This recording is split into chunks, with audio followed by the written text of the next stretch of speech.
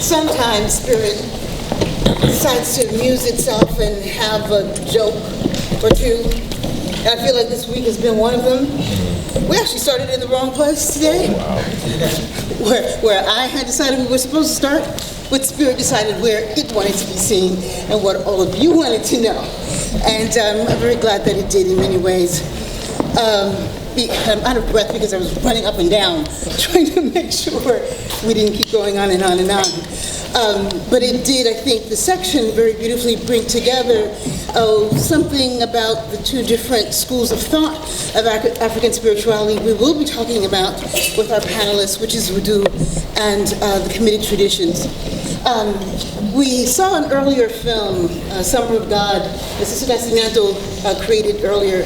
And it stands in very sharp contrast to what we've seen because it was very lush, very beautiful, almost mythical, conceptual piece. And this piece is more pragmatic, it's more hands-on, it's more, Vodou Kandandle, Winti, Santeria, Makumba 101.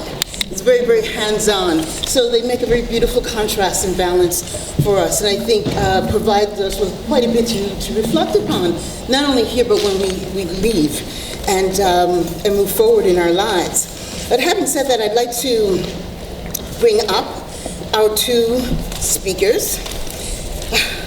My sister, Mitzi Bazelais, who is a Manbo Dòwòti, a high priest in Haitian Vodou, and a Freemason, so please come up and join us.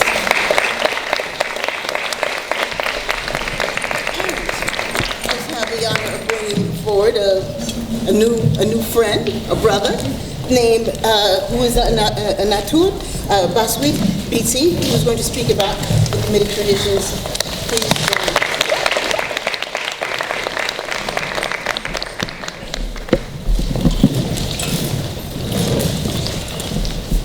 And this seat is for God. Right? The emptiness isn't really empty. I want to, first of all, thank you for joining us today. You both came at great distances to be here, and a little bit of panic too, but we're here, we're good.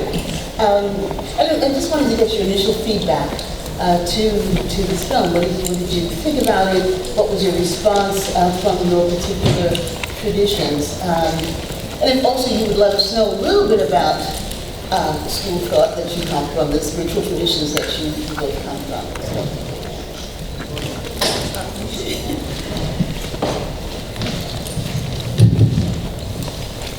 Hi everyone. Bring the mic closer to you, please. Is that good? Yes. Yeah.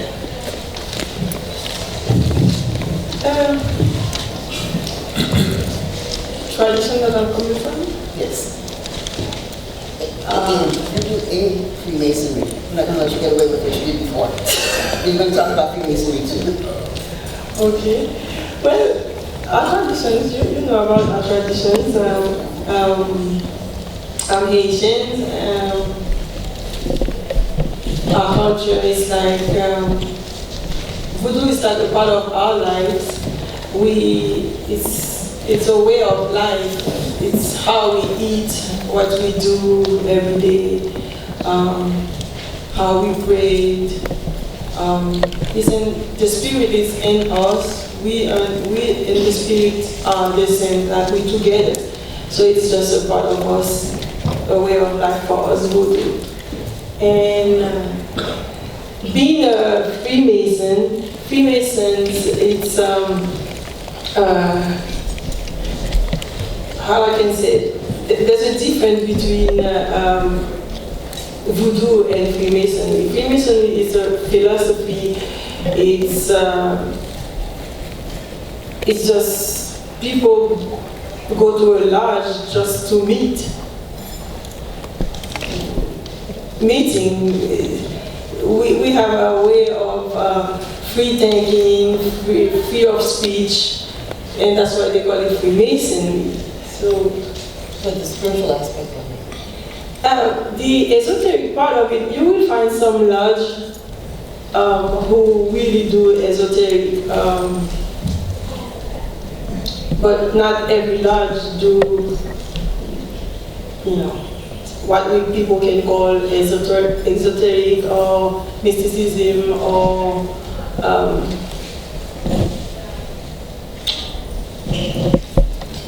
magic. Whatever people gonna put in their mind, but you can find some lodge based on, especially if you go to a Haitian lodge, of course we're gonna integrate our culture into the lodge, but it has nothing to do with Freemasonry. But of course, whatever we do when we say words have a lot of power, words have, in the beginning of everything, it's you have to, if you're doing anything, if you let's say I'm doing a ritual, I have to talk to exactly To call spirit into being. exactly. So Thank you. Okay. Tell us a little bit about your traditional, and if you can please to tie it into what we saw in the film, and what's your response to that has been.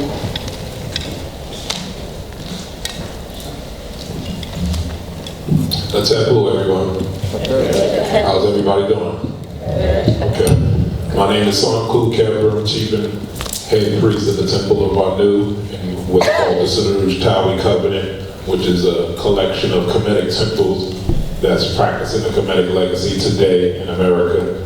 I consider myself a Kemite or a Kemetic Kushite because we understand that Kush is the oldest civilization since we've been Homo sapiens sapien. You understand? So since 70,000 years ago, Kush came into existence in this type of form that we are in human beings now. That civilization sparked civilization as we know it now. So when I say I'm a Kemetic Kushite, Kemet was a colony of Kush. So Kemet is not the oldest civilization, it's the child of the civilization before. It's the rebuilding and the reconstructing of the civilization before, because the planet goes in cycles just like the seasons, right? Fall, winter, spring, they all come and go. It doesn't mean that they're not coming back around, and when they come and go, certain things get lost and certain things we have to rebuild and replant and start all over again. So, y'all follow? I'll try to slow it down. So, you wanted me to address the film? Yes, to tie in your traditions with what we saw in the film, and the film's way of connecting Vodou, your kind traditions. We also saw a little piece that was spoken of Biti, of conflict, as it's practiced in Guyana. Okay. First of all, I took my notes, but first of all, I like to say that the movie was very timely and it was very refreshing. Usually when we watch documentaries, it's done by historians and scholars, correct? And a lot of times the historians and scholars are not even initiates of any of the traditions that they're covering. So in result, a lot of things tend to get lost in translation. I don't know if you all are aware of the dialogue that goes on in our community, what's known as the quote-unquote conscious community. Since we have YouTube brings the world together, you see the thoughts that people are thinking, and now is this trend to try to make traditional African culture conform to modern science. Y'all aware of that? Everyone's trying to make it seem like our ancestors were doing the same thing that the European approach to science is. And they're trying to, the dialogue, I'm not saying that they're trying, it seems like the trend of the dialogue is to separate it from the spirituality that it actually is. Because we live in a time of modern technology and science, and people are starting to accuse spirituality as being spookism or pseudoisms. So when I watched the film, it was very refreshing to see the film based off of actual practitioners and not just historians talking about the practitioners of the system. So when I looked at the screen, I saw the Sangoma, I saw Ifa, I saw Vodou, I saw Santeria, and you saw images of Kemetic, all expressing one truth. And that truth was the primacy of nature and the need to have a relationship with nature. There's one thing, can I take my time? Yeah. There's one thing that traditional African religion and science agrees on, is that we all are one people. We are one people, and due to, what do they call it, migration, due to climate change, due to different diets, we are one people that became many diverse people. So in the film you see the diverse people still expressing the reverence and the respect of nature. And if you pay attention to nature, nature will reveal patterns. And if you're bold enough, and if you're humble enough, you'll see that the patterns are leading you to a form of your empowerment. Because Professor Spall said in the film, he said, you are a force of nature. Do y'all remember that? And he said your religion and your tradition is supposed to help you access that power. You are a force of nature, just like the weather is a force of nature. We can actually control the weather. Actually, the weather is responding to us.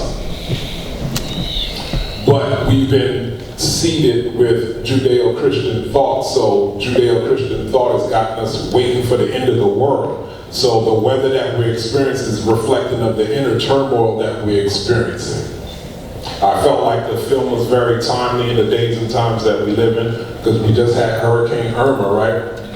And they talk about 5 more hurricanes, correct? And then there was an earthquake in Mexico, 9.1. And Trump about to go to war with his foolishness. And then here we have in this film talking about God is identified in and through nature. So we're seeing that in America there's some existential questions. Well, we're talking about actual climatic issues. We also live in a climate of mnemonic erasure. The attempt to erase our memories. So what role do you see your respective traditions playing in sustaining our growth and shaping the work that has to be done in the 21st century, and how you identify what that work is?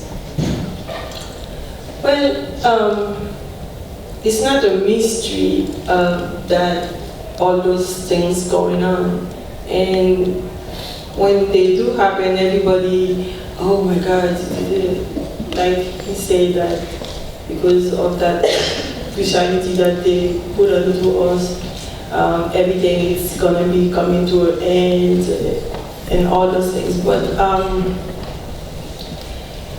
nature is talking to us. Nature is telling us that it's their time. We are part of the nature, like he said. So it's like I can tell you.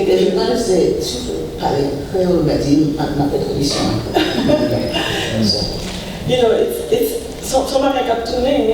It's something that's recycling itself. Yeah. So it has to happen.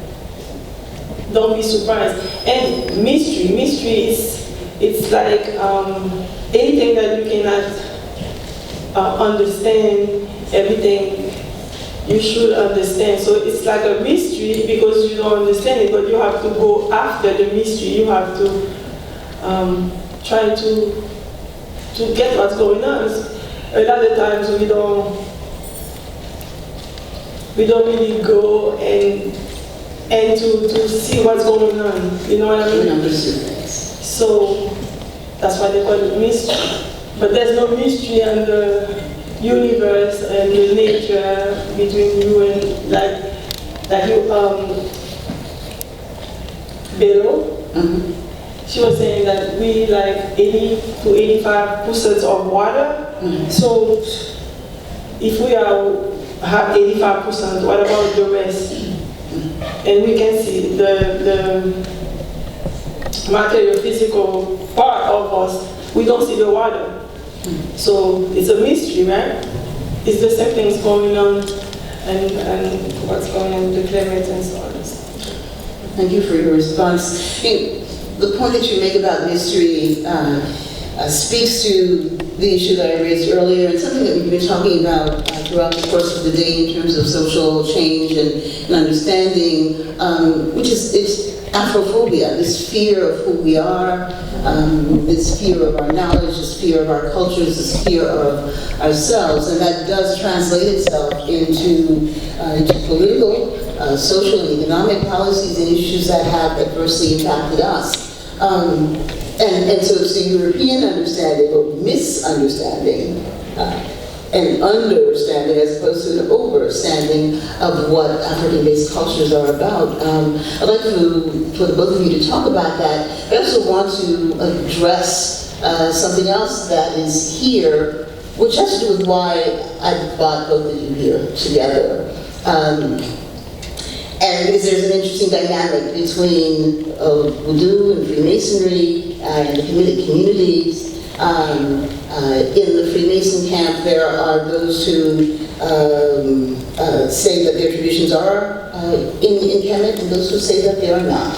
In Vodou, there are, I don't know how many Uga, high priests in Vodou, who are in fact Freemasons, and at the same time Masonry denounces and renounces them. And it's also at the exclusion of the practice. And so I'd like for you to address the issue of Afrophobia and to talk about this dynamic that is there, because we're a complicated people. What's interesting about the film is that in a way its format is reflective of how Vodou is set up, how it functions itself, that it takes the best of all of our African-based traditions and puts it together under one umbrella. That's what makes it Pan-African. But at the same time, because we are who we are, we live in a world where there's high, where there's low, where people who are educated formally and versus those who are not, those who are moneyed and those who do not have material wealth are at odds with each other over and beyond the issues of colonialism. There's a self-colonialism that's there. There's the internalized Afrophobia that we carry. So I'd like to spend a little bit of time unpacking that with the two of you, and then open up the floor for questions. Most of the traditions, the ancient times, we Haitians, we have a lot in common with the Egyptian. It's weird to say, but it is true.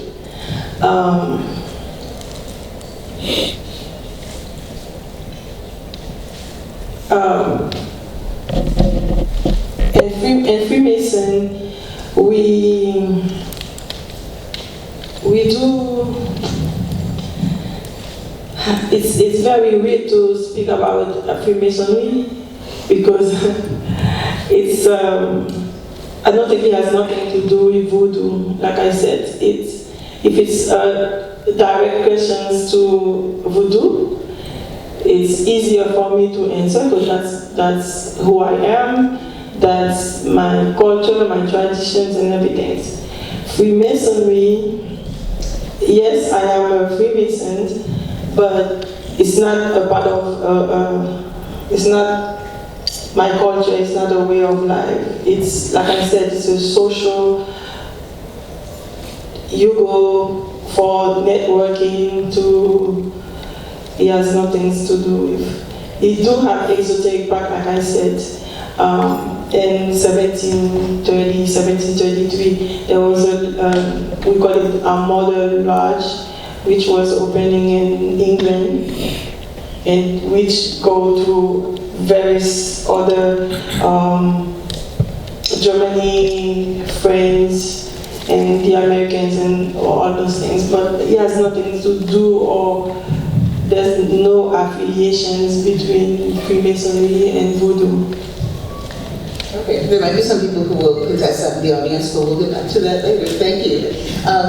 But why don't you pick up where Mitzi spoke about the relationship between Vodou and Kemetic traditions, please? I think when people think of Freemasonry, they all automatically make the connection to ancient Kemet. They think the the Masons with their aprons and their affinity for sacred symbols to be connected to ancient Kemet. I think it's inspired by ancient Kemet, but it's not directly connected to ancient Kemet. I feel like, or I don't feel like, I witnessed that Freemasonry is more connected to the Judeo-Christian concepts. But, however, the Judeo-Christian concepts are seated in the Kemetic thought and concepts. So when you say the word Masonry, it's dealing with a subject called paronymy. Paronymy is wordplay. Africans constantly play on words with images and words having several meanings, and you're speaking, like in Metodeta, you're speaking in symbols when you're dealing with paronymy. So Masonry, according to paronymy, is based off of stone masonry. We know stone masonry is about building buildings. So based off of Masonry, they call themselves Freemasons. So it's talking about the building of the temple of man, the building of the spirit. Masonry, in my opinion, might be connected to the Kemetic word masenti or mesneti, which means stonework, which means foundation, which also means ironwork. So it could be talking about foundational work. But the ultimate image of Masonry and Freemasonry that has nothing to do with Masonry as we know it would be the Heru M. Aketi or Heru Kuti, known as the Sphinx. You know the Sphinx out there in the desert, the thing with the head of the man and the body. So it's talking about the human intelligence rising above the animal nature. And the body is the body of the lion, which is talking about solar force. So it's talking about the mastery of the animal nature through mastering the solar force. And if you recognize, it has the vulture and it has the snake or the serpent upon its brow. So the serpent represents perception, spiritual perception. And the vulture represents assimilation. We know that vultures eat dead things, but vultures have the ability to detect life in so-called dead things. So it's able to take what we would perceive to be something dead and we wouldn't eat, but they know when that nutrition is in it and they're able to eat that and sustain themselves off of that. So you have perception and then you have assimilation. So we also have divination there. True. We have divination there. True. Because the vulture's capacity to see where there is sustenance is like, you've seen the Yoruba crowns with the birds on them, right? It's the pecking away. That's where we find the answers to what we seek. So the issue of foresight, being able to manage and govern what we see, I think is also a part of that. Ability to pay attention to detail. They spoke about that in the film, about receiving a reading and then paying attention. So perception and assimilation is about that, paying attention and being able to receive and assimilate what you're seeing. And finally, on that thought, the building called Karnak and Naswt, there's been over 100 years of research to show that that building was based off of the human, all temples were based off of the human constitution and the spiritual anatomy of human beings. So I say that to say that Freemasonry was inspired by the ideas that Kemet put, but it's not directly connected because Freemasonry is a Western tradition. It's a Western tradition, more so, to be fair, it's just a Western tradition that's more like a rites of passage into manhood or womanhood. There's no real deep mystical connotations going on because Masons often find themselves having to seek further initiations after their Masons, because it's kind of like a social group, a social network. So, but it's still based in Western occultism. So if you want further mystical power as a Mason, you will be directed towards Western occultism. And if you're a black Vodou, Kheper, or whatever, but it's not, in my knowledge, it's not inherent in that system. Thank you. I don't know how much time we have, but I did want to leave some room for questions and answers from the audience. Is anyone who has, yes, brother? With the, I noticed that with my studies with ancient ATR, African traditional religion. Everybody can hear you. You can barely hear you. Thank you. Thank you. I have a question for y'all here. With my studies with African traditional religion. I noticed that there are a lot of similarities between the Vodou from Haiti, because I have a lot of Haitian friends, I'm from Northeast Orange. And from what I studied in Manbo Dòwòti, they seem like the same thing to me. Is it truly a difference, or are they really the same spiritual concept? First of all, our traditions is Vodou. V-A-U-D-O-U. The African, I believe, is Vodou, with V-O-D-U-M. So, evidence come from Africa, the motherland, everybody knows that. But I think for the Haitians, it's hard to understand our Vodou. Our Vodou is because we were slaves from the Spanish, from French. We have all those cultures mixed with the African, of course, the primary one, and the Spanish and the French. So it's all mixed. It's a mixture. If you doing Orisha, you're doing Ifa, you're doing Santeria, you will see a similarity to our traditions we call Vodou, but of course we invoke, we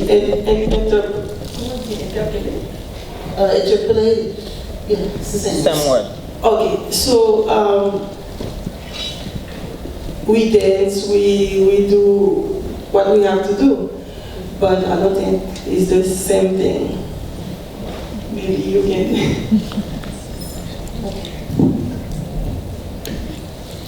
I would say yes to your question. It is the same in principle, different in expression. To my understanding, Vodou means divine spirit. Many of the historians and the scholars, they will say that Vodou is the oldest religion. But Vodou, that actual word is connected to the Fon people in Dahomey. So that's still a cultural expression. So what they're meaning to say is that sympathetic magic is the oldest practice in Africa that the Dahomean people call Vodou. And the influence of people, places, and things become Vodou, is the manipulation of divine spirit. So now in the Kemetic tradition, we have divine spirit, we say Aku. And the ability to influence people, places, and things is Hekahu. So there's many correlations even into the theology. We have the deity called Nana Bukulu, and it's supposed to be a very distant deity that you're not even really supposed to approach. But that deity splits itself or manifests itself as Mawu and Lisa. It's a 20 of manifestation. They're manifestations of Bukulu, Nana Bukulu, but it's masculine and feminine. You'll find that in Kemetic is Atum, which is the supreme creator that created Shu and Tefnut. And then it goes into Eshu and the Legba. Eshu and the Legba is what do you call a syncretism of two different deities, the opener of the way, as well as the protector of the way. You'll find that in Kemetic. Have you all heard of Anpu or Anubis? That's the one with the jackal head. And then there's Wet-Wat. Wet-Wat is one with the wolf head. The difference between the two is black and gray. That's the opener of the way and the protector of the way, as well as the trickster, as well as the inspector of truth. And finally and lastly, we have Sept Medoneter. Medoneter is what people know to be the hieroglyphs. We're talking about Sept Medoneter, the inscriptions of the divine words of the Creator. In our tradition, we believe that when you write down the names and the images of the deities, you actually invoke their power. So that's equivalent, or that corresponds in voodoo to the vivas or the bebes, the sigils that they use that have invocatory power and how they invoke their deity. So the parallels are numerous. So it's one religion of Africa, different expressions of the same principles, because Africa is a big place. It's not states, it's countries. It's thousands of cultures all going back to that one truth that the film said about reverence and respect for nature and the need to have a personal relationship with it. And some of these concepts manifest themselves in many ways. Just to piggyback on one thing that you said, when you become initiated as high priest in Vodou, if you're male, it's Ugan Asobwe. If it's female, it's Manbo Asobwe. But what does the word Asobwe mean? Asobwe ultimately is an Igbo word that means one who has to be so careful of what they say, even what they think, because of their capacity to bring things forth, to have ashe, to have chi, to make things manifest. Which is one of the reasons why the eldest priest, the South African priest that you saw in the film, said what about prayer? We talk things into being, we talk them into existence, but we've got to be extremely careful about what and how we say things, because our prayers can work against us if we use the wrong word, if we think the wrong thoughts. If we, by wrong I just mean by things that bring about harm to the larger community, not necessarily to an individual, but to a larger community. As two hands here.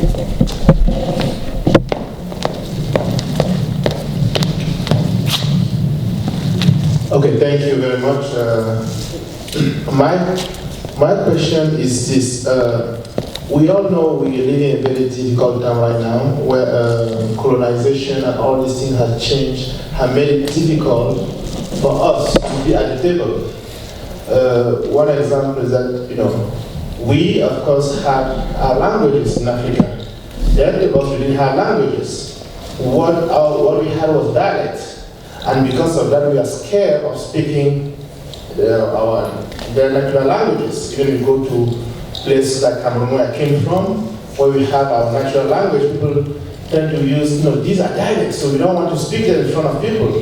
And the worst example is the case in a friend, an American that went to Zambia, and then he asked people, we have one of the greatest fall over there. So who discovered this fall? And they're giving the name of someone from Scotland.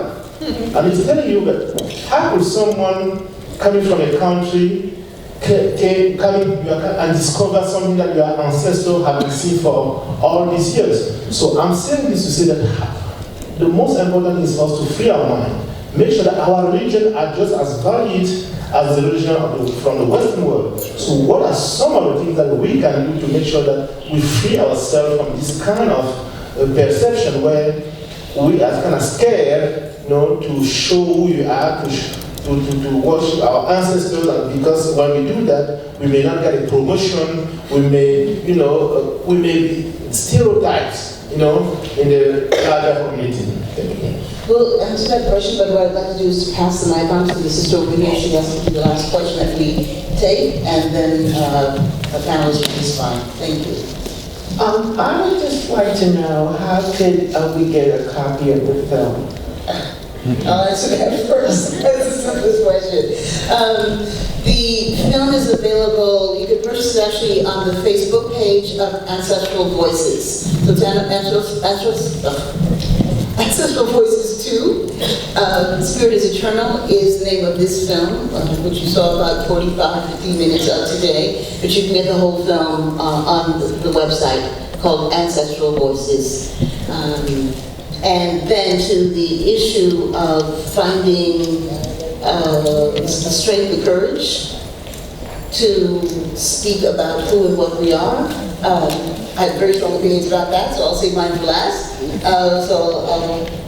Well, I think we need to stop being in fear. We no longer a slave. We need to think that we are not a slave anymore. It's we've been free. We have to think as we're free. It's a different state of mind, us Haitians. When we said we're gonna break things up, we're gonna tear things up. Yeah. we don't fear. When we're very upset, we don't feel nothing. So we have no fear. Hey, we need to stop. If it's your language, if it's your dialect, whatever we want to call it, it's ours. We're gonna make it. I grew up Christians, Catholic, go to Catholic school in Haiti. You come from certain family, you do certain things. You go to school, you cannot be this, you cannot be a Manbo, you cannot do Vodou. It's a big thing. Now we start getting free. We are Vodouism. We talk about Vodou. Vodou is us, we are Vodou. The language is Creole. I wish I can speak Creole now. I can explain better because that's my language, you know. So it's my dialect, like you said. So be free. We are free. We no longer enslaved. Let me make an interjection briefly. Thank you for your response. Let's not use the word dialect anymore. But even the very use of that suggests somebody else is determining what is legitimate, what tongues that we speak, the legitimacy. That changes based on something calculated. So we speak our mother tongues, whatever they are. It's not a dialect. So oubliez ça, or forget that. Your response to the question. Well, brother, I think you would get the job because you practice your culture. I don't have a negative experience with so-called Afrophobia. Actually, with my presence, I tend to draw people in. I intrigue people. They be like, what are you drinking? What necklace is that? Because at the end of the day, people are searching for questions. I was saying earlier that we're in an existential crisis in America based off of what's going on, and people are like, yo, what the heck is going on? What's my purpose? Why is so much evil in the world? So then they want to know, what do your gods feel about this? Do you have the power to change this? Should you have the power to change it? Or is this part of our evolution? So like she said, it's about no fear. And I feel like we have to have no fear and be the best representatives of our traditions. I feel like we have to streamline our traditions and stop acting like slaves in the grove and having secret conversations about our things. Like, we take way too much pride in the secrecy of our traditions, and we don't have to be secret no more. We have to streamline it. This film was an example of streamlining the tradition. We got to come out of the basements and the back rooms. There need to be temples like they have churches on down the street. They got 7 churches on one block. We need to have at least 2 of our temples there. And we got to stop thinking just because we're coming up from underground that we have to tell everybody our secrets. At the end of the day, people want to know, where can I go to worship? Where can I go to learn these concepts safely instead of having to just jump right into initiation and pay high fees and you don't know if it's going to satisfy your soul or not.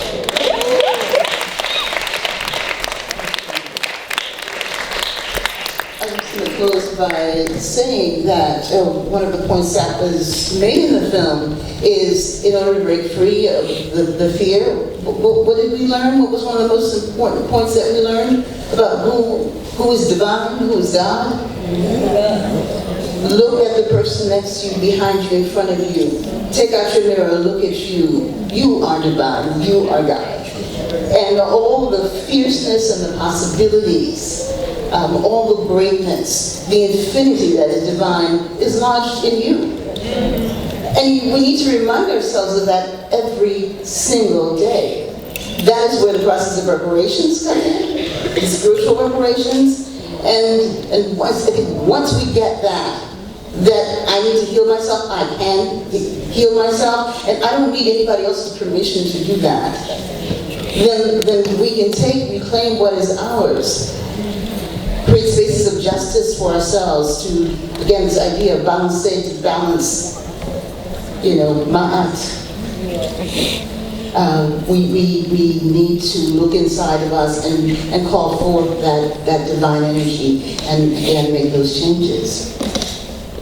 So when you can, go back home, get online. You can probably do it from your phones. You can order ancestral voices. Volume 1 and Volume 2. They will ship it to you from England, and I think actually you might be able to download the first one. But having said that, I want to thank our panelists, Mitzi and Naswt, for being here. I want to thank all of you. And Desiree is let my heart sing for working with us, with the AfroAtlantic Theologies and Treaties Institute, and for Magda, her courage and her vision. This sister, this woman, this doctor, this queen, this warrior.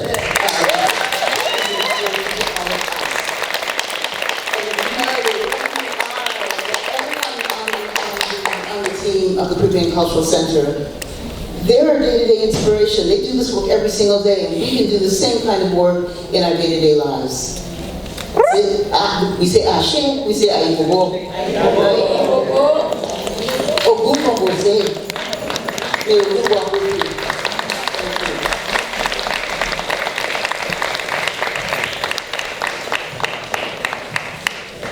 Mitzi, Bazelais-Raymond, Kheper, Manbo Dòwòti Désir, thank you so much for being here with us. Thank you so much for forming the circle. Traditions people, don't go anywhere. We have our final workshop before the culminating performance in this very same space. And we need you. We need energy for it. A lot of you have been here since the morning and you're still radiant. Thank you so much. Thank you so much. Stay in just a few minutes. We'll turn over to the next program.